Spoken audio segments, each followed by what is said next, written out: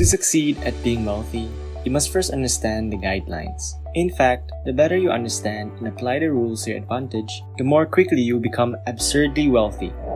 As a result, in this video, I'll teach you the 7 money principles. And if you're new to the channel, subscribe below for more life-changing content. Let me tell you about my friend Jack, and how he not only learned the 7 money principles, but also how he used them to quit his 9-to-5 job and pursue his ambition of being a global traveler. Jack is a 30-year-old data entry clerk for a mid-sized IT firm in Chicago, or was until a few weeks ago when he handed in his resignation letter.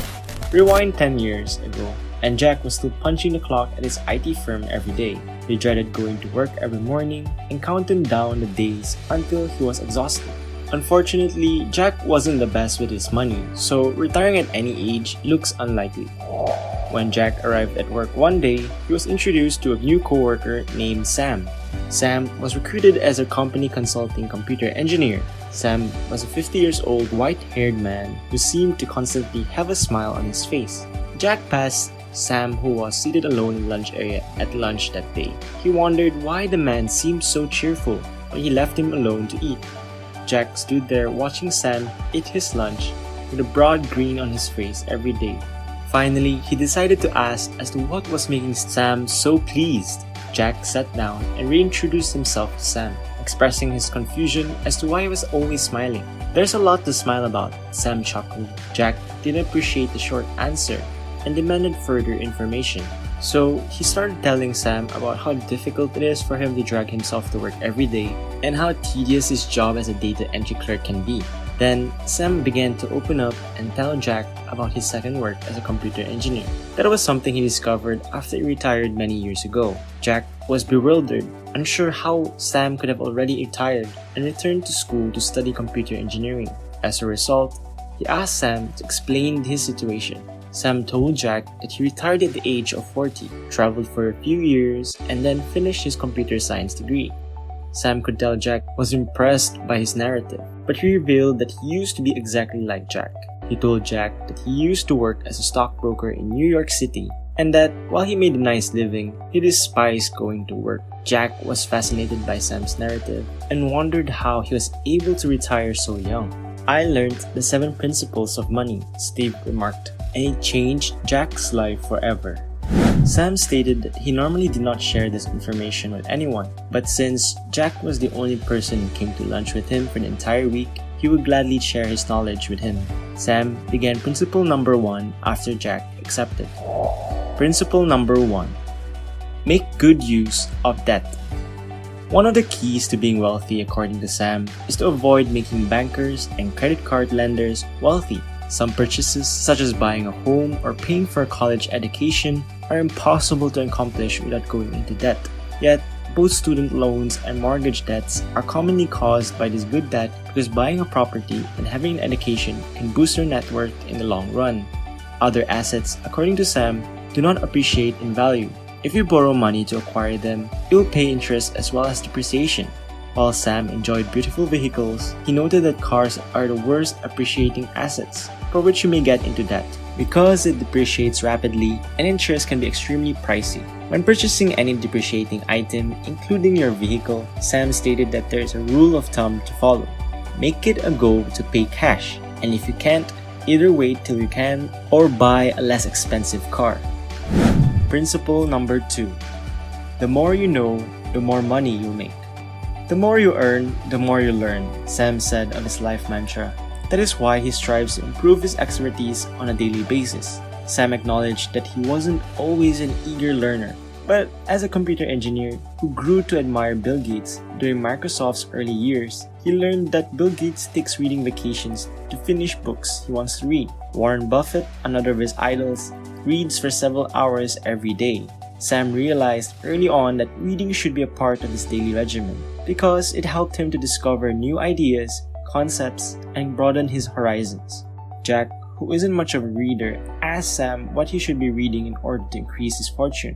Non-fiction works on social skills, business advances, economics, and other self-development topics, according to Sam, are excellent places to begin. Even stating that foreign news can help you make better judgments in your daily life is a stretch. Principle number 3. You must live within your financial means. Sam noted that while this guideline may appear apparent, millions of individuals still struggle to follow it because we live in a materialistic culture where many people are more concerned about acquiring a new iPhone than saving for retirement. People frequently spend far more than they make as a result of such short-sighted judgments. The truth is that if you ever want to be financially independent, you must spend less than you make and save the difference. By putting this money aside, you gain access to a plethora of benefits to come with having money in the bank. To begin with, having a lump sum of money saved aside might offer you the assurance that you'll be able to weather any financial storm. Furthermore, you can use that money to start a business that, if profitable, might quadruple or treble your income. And better, if you invest well and accumulate enough wealth, you can give up your 2 weeks at work and retire early, just like Sam did. Principle number 4. Take care of yourself first. Many people, according to Sam, want to save but never get around to it. In fact, 1 in 6 people stated that they didn't have time to put up a saving strategy in a 2017 survey. Even if you have the greatest intentions, unexpected expenses arise, and you will never know how much you can spend unless you know how much you want to save. According to Sam, more than 60% of Americans do not use any type of budgeting, which limits their potential to save. More than 3/4 of all workers in the United States live paycheck to paycheck due to a lack of financial management mixed with low income. Saving opportunities are limited. Sam stated that before he learned a few basic tactics, he too was one of the lackluster savers. The 20-30-50 technique was the first. This is how the 20-30-50 technique works. You divide your monthly revenue in the following manner. Living expenses such as rent, utilities, and groceries receive 50% of the budget. The remaining 30% is spent on entertainment, such as going out to dine or seeing a movie. The remaining 20% should go straight into your savings account. Sam noted that dedicating a portion of his salary before the month began helped him estimate how much he could save, but that he would tap into that amount some months and wind up saving less than he anticipated. The second method he learned was to set up automated deductions. The following is how automated deductions work. According to Sam, every 2 weeks, a portion of your paycheck is deposited into a savings account rather than being deposited into your checking account in its entirety. After that, Jack described how routing money through an account that you can access ensures that you don't spend the money set aside for savings, which helped Sam save hundreds of thousands of dollars throughout his tenure as a stockbroker. Principle number 5. Emergency funds. Having an emergency fund set up, according to Sam, is one of the less interesting but more vital components of your financial health. Sam emphasized to Jack that if he did not already have a cash emergency fund, he needed to make it a top priority. While Sam just described why leaving money in a savings account isn't the ideal approach to build your money, he also stated that keeping money on hand in a checking or savings account is absolutely appropriate. We opted to emphasize the significance of an emergency reserve because Sam could tell Jack wasn't thrilled about his money regulation. Sam mentioned that his wife became severely ill 20 years ago and had to be hospitalized for 3 months. He didn't know if she would be able to recover, so he took time off work to spend every day with her in the hospital. He explained that fortunately she pulled through and recovered fully, but that having an emergency fund was crucial in her time of need. As a result, Sam advised Jack to set away a year's worth of living expenses in case he had a personal emergency. Principle number 6. You will never be rich by saving. While Sam initially appeared to be a huge believer in saving money, he later revealed to Jack that saving money isn't enough to get wealthy. The issue with saving money, according to Sam, is that it does not increase. Savings accounts typically yield only 0.09% interest. That means that if you deposit $100,000 in your savings account, you would receive just $90 in a year's time. And after deducting inflation of 2%, you will have lost money. The significance of investing was then emphasized by Sam. He added that he was fortunate to learn about compound interest at a young age, and that from the age of 18 until he retired, he invested $250 every week.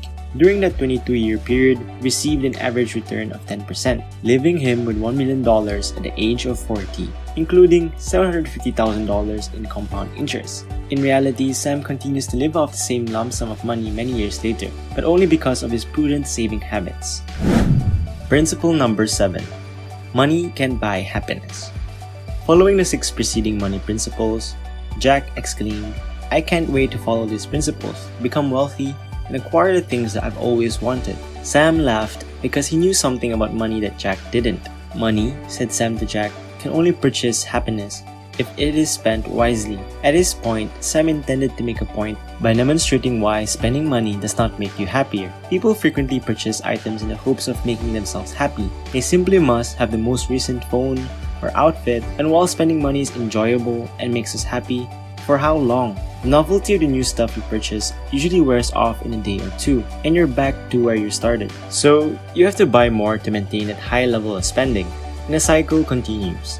This cycle is what keeps most people broke, and becoming involved in it does not bring actual happiness into their lives. Instead, Sam said that you should invest your money on items that will provide you with long-term enjoyment. Alternatively, spending money on traveling like I did, says the author. For example, give your parents their dream car, and every time you see them driving it, you'll be glad that you were able to help them realize a lifelong ambition. Sam was ecstatic. Seeing different regions of the world will make you appreciate what you have and provide you with memories to last a lifetime. As a result, money can purchase happiness, but only if it is spent wisely.